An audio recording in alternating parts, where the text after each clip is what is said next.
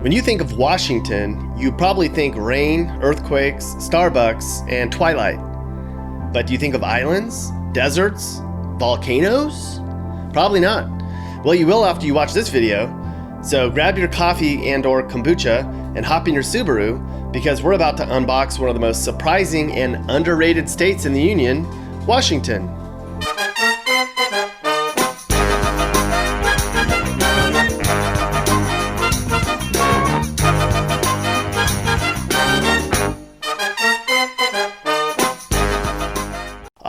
Washington, an outdoors enthusiast paradise.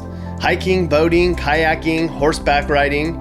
If you're stuck indoors in this state, it's only because you're depressed. Oh wait, lots of people here are depressed. Washington's a pretty diverse place. You could divide Washington up into many different regions. On the western side are really pretty coastal areas with fog and lumberjacks. This is twilight territory. Down on the southern end are more forests and volcanoes. If nature has its way, there will be no more southern end of Washington one day. Just east of Seattle are more forests and mountains where you'll see a few hippies, a few hicks, and Bigfoot, at least if you're lucky enough to spot him. Eastern Washington is pretty much desert, where all of Washington's Republicans live. There's a lot of cowboys, tumbleweeds, and outside of Spokane, not much else. Then there's the greater Seattle area. This is an area all its own. We'll talk more about Seattle in a bit.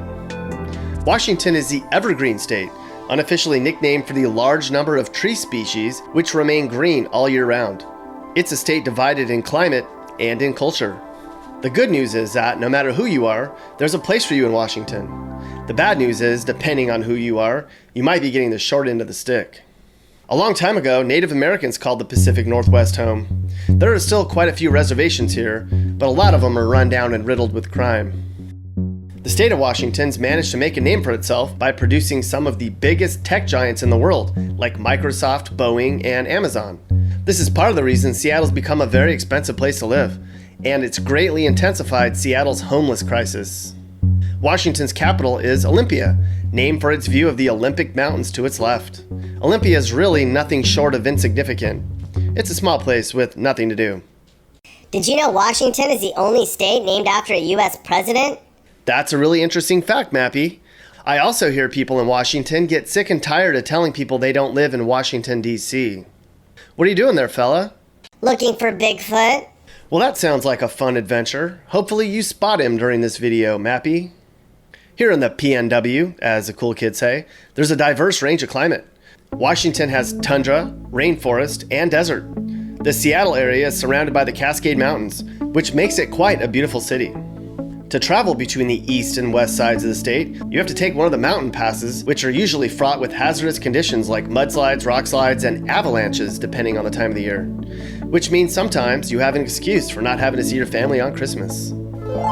Despite being called the Evergreen State, a big part of Washington's made up of rugged farmland and desert. The hot summers on the east side of the state provides prime land for vineyards and for a portion of Washington's famous apple orchards. Whereas back in Seattle, it's a record-breaking day if it reaches 80 degrees. Just kidding. Sort of. The ethnic makeup of Washington is 79% white, with the second biggest ethnicity being Asian, which is 9% of the population. For a large portion of the population, religion isn't a necessity. 30% of the population here are atheists, or otherwise unassociated with any religious group. There's likely more than 30% of the people in Washington who go to Starbucks on a Sunday than go to church. That's because Seattle's Pike Place Market is home to the first ever Starbucks location, built in 1971. Seattle definitely has a Starbucks subculture. Walk into any Starbucks, and there's going to be a dude in a flannel shirt and skinny jeans, likely working on inventing the next big app. Seattle's most notable landmark is the Space Needle. This impressive and unstable-looking observation tower was built for the World's Fair in 1962. Just imagine a 600-foot observation tower with a glass-enclosed revolving restaurant at the top. Scenic Northwest and the Seattle World Fair, April 21st to October 21st. At the top sits a restaurant that rotates all the way around, giving you a front row seat to the entire city. The Space Needle is built to withstand extreme winds, thunderstorms, and even the big one. If you live in Washington, you know you're flirting with disaster. First of all, there's a huge fault line under the Cascades, and the area is overdue for like a 10.9 earthquake. Unfortunately though, most of the region is severely unprepared, and it's predicted that when the big one strikes, a tsunami will wipe out everything west of the interstate. Additionally, there are volcanoes here that are ready to go any minute. The biggest active volcano here is Mount Rainier, towering over Seattle at 14,000 feet. Mount Rainier has a glacier on top, so when it erupts next, the ice is expected to suddenly melt off and cause major flooding to the surrounding area. Other volcanoes in the area include Mount Adams, Mount Baker, Glacier Peak, and Mount St. Helens. Camping and hiking on these volcanoes is encouraged, but you might die. The Olympic Peninsula of Washington is home to the only rainforest in the US and a surprising number of coastal beaches. Long Beach, Washington is the longest in the nation. It's 28 miles long. Forks, Washington, on the gloomy Olympic Peninsula was the setting of the Twilight books and the filming location for some of the movies. There's an annual Twilight Festival that happens every year in Forks, with reenactments, beach parties, and other stuff vampire geeks care about. Vampires aren't the only beasts that are said to roam this region of the country. Ask Seattleites about Bigfoot, or Sasquatch. There have been tons of notable sightings in the area, which sparked the interest of reality TV shows like Finding Bigfoot. The Bigfoot believers are sorta nuts. Hey Mappy, did you find Bigfoot yet? Not yet. But drugs are contributing to the state's homelessness epidemic. Some people would actually speculate that the homeless crisis is destroying Seattle. After all, any bare spot in and around Seattle is littered with both unofficial and official homeless camps. Some of these homeless individuals are former war vets who need our help. Some of them are just burned out hippies trying to make a life statement. Speaking of hippies, thrift shopping is a big part of the Seattle culture. Many thrift store owners make their living curating, crafting, or reselling, which is a testament to the creativity and resourcefulness of the people of Seattle. The Seahawks, or Hawks, are the biggest thing going on in Washington, outside of their popular soccer team, the Seattle Sounders. Seahawks fans hate 49ers fans, and Sounders fans hate Timbers fans. There's no other way around it. Seahawks fans are also the noisiest in the NFL. One time, the Hawks fans cheered so loud during a home game that it registered as an earthquake on the Richter scale. The college football scene here is also highly competitive. The Washington Huskies versus the Washington State Cougars rivalry has split up many a Washington family. Every year, they face off in the Apple Cup. Of course, we have to talk about the food. You're not a true Seattleite if you've never been to Dick's Cheeseburgers, a local drive-in where you order what's on the menu, or you don't eat. Beecher's handmade cheese is also a big deal. And there are also tons of coffee and craft beer snobs here too. People in Western Washington suffer from something called selective social tunnel vision. This is when they leave the house, but make every effort to avoid social interaction. They don't have the time to get caught up in conversations because they're too busy working to keep up with the high cost of living here. People in Western Washington also suffer from seasonal depression, allegedly brought on by all the rainy days and gloomy weather. On average, Seattle experiences 152 rainy days annually, so the idea of weather-induced depression doesn't sound all that far-fetched. However, Americans think Washington is like one big gloom fest all year. While Washington State is the fourth wettest state in the winter, overall, for all states, Washington gets only the 29th most rain each year. Interesting. Also, speaking of rain, if you don't want to look like a tourist, leave the umbrella at home. Raincoats and boots are welcome, but umbrellas are seen as a hindrance and an unnecessary accessory for such harmless weather. Oh yeah, and before we move on from Western Washington, we should briefly mention Tacoma, or as locals call it, Tacompton. This city needs some TLC. The state of Washington's very creative when it comes to taxing its residents. Washington is one of 7 states that doesn't have an income tax. Washington does have a 10% sales tax on everything except food.